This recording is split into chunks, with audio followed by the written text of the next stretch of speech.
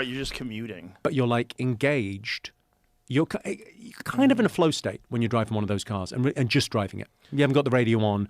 And Yes. I used to love driving home from shows, and you'd think of something and you'd be driving and you wouldn't be, it was days before Right. iPhones. So you just have to remember that thought and let it linger and kind of thinking of jokes and wordplay but you'd be kind of engaged in this other activity. You're in like a Zen state because you're connected to the vehicle, but you're not listening to music. You're not listening to a podcast. You're just out there driving this thing that you have to really be in tune with.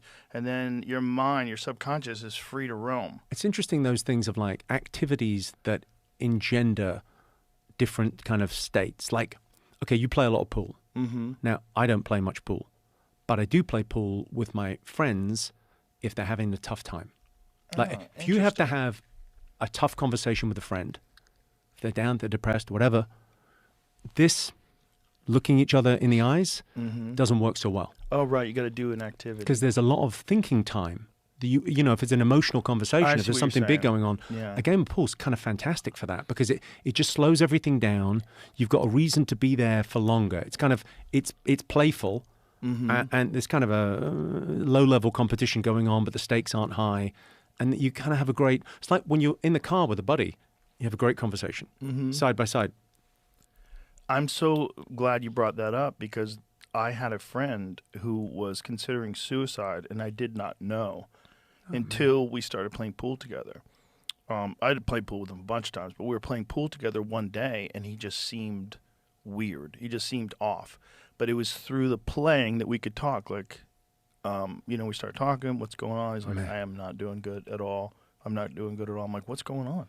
And then, we had this conversation, and he didn't have a lot of money, so he didn't have access to good psychiatric care. So I contacted my business manager and I said, who's the best guy that we can connect my friend to? And he got on some stuff. I forget which SSRI was, but it ultimately really helped him.